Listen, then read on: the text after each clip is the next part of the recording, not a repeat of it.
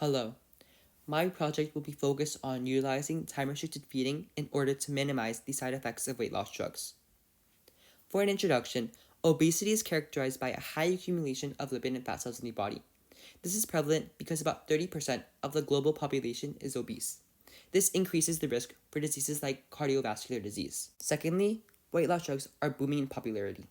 This is because they provide a quick and easy alternative to help individuals lose weight.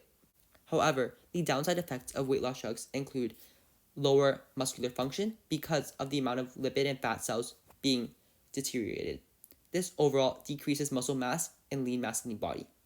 Furthermore, time-restricted feeding will be used in my experiment. Time-restricted feeding is characterized by eating for a certain period of time and not eating for another certain period of time. This has been shown to increase overall muscle function. Orlistat is the weight loss drug I will be using in my experiment. It is a lipase inhibitor which works by decreasing overall fat absorption. Other commonly known weight loss drugs include Wegovy and Ozempic. This experiment shows the pre and post muscle function values after time-restricted feeding. You can see here that all the pre-values are significantly lower than all the post values. This shows that time-restricted feeding does have a significant impact on preserving lean mass and muscular strength to overall help achieve an increased muscular growth and muscular function. My research inquiry focuses on asking whether fasting will have an impact on obese flies who are also on weight loss drugs. My hypothesis states if obese flies experience time-restricted feeding, there will be increased muscle function than compared to flies who are not on time-restricted feeding. The design of my experiment includes two experimental groups, 30 SK2 flies with and without the diet, all on the drug. My control positive and negative groups include 30 SK2 flies with and without the diet, not on the drug. For the TRF group diets, they have 64 hours of specified food and a 12-hour fast period. For the ALF diet, they have specified food for 76 hours. From a model organism, why flies? Well, flies have similar tissues, organs, and systems to humans. They also exhibit fasting and obesity quite well. I will be quantifying my experiment in 4 different ways. A negative zootaxis assay, which focuses on utilizing behavioral methods to quantify climbing rate and locomotor skills. My second assay includes an ATP assay. This works by looking at the energy reserves in the body for muscular growth and muscular function. The hydrolysis from the ATP to ADP plus another phosphate group is what helps the muscles work. For my third assay, the nitric oxide assay works by showcasing muscle growth and muscular concentrations inside the body. For my fourth assay, this is a Bradford protein assay.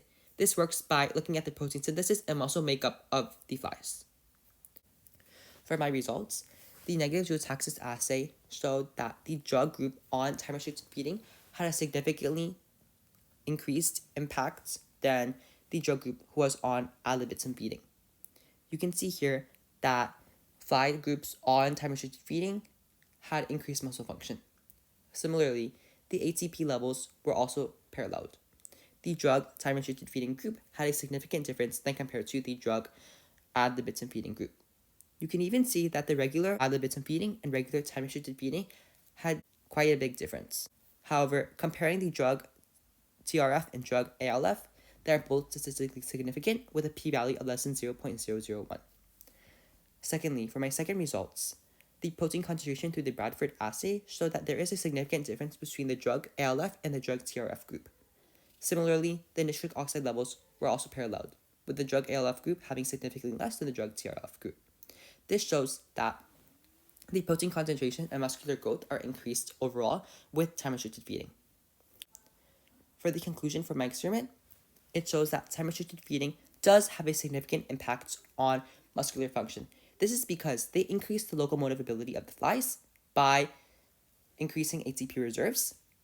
They also increase energy for protein muscles to utilize. They increase protein concentrations, which help flies with locomotor skills, and they increase overall muscular growth inside the body. This is through the nitric oxide assay.